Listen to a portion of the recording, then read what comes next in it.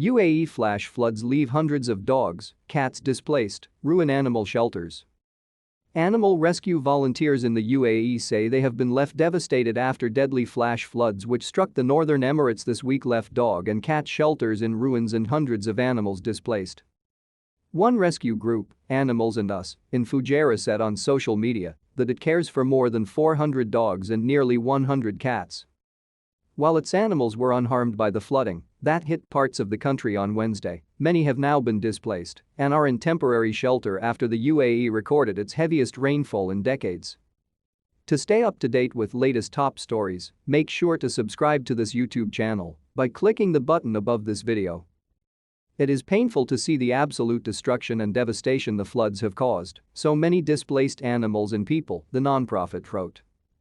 The animal shelter's founder, Michele Francis, said that her home in Fujairah had been under 5 feet of water. She had 18 rescue dogs in her home and many cats. Her son Vernon was also stranded with 6 dogs and 16 cats and confined to a small upstairs room in the villa while they waited for help. A rescue team of volunteers used 4x4 vehicles, inflatable dinghies and crates to take the stranded dogs to safety, with images showing animals being transported through floodwater to safety.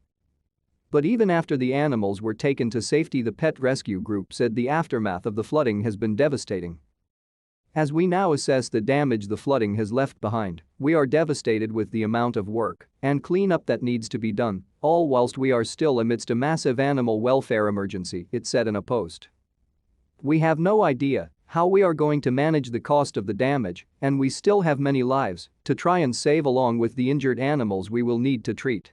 The group said, as officials work to clear submerged streets and flooded residences, the deluge of water has meant it has also been difficult to get to feeding sites where volunteers care for street animals, while many dogs and cats have gone missing in the aftermath of the flooding. Our team went to feed as usual last night, they said in a post on Saturday morning. But so many dogs are missing from their usual spots, or some have had to move on for their own safety.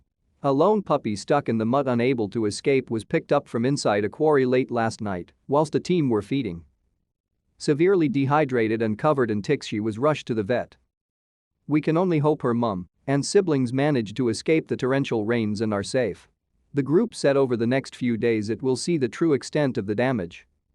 For now, we will continue to reach as many as possible, but with roads closed or simply don't exist anymore, it is a huge challenge.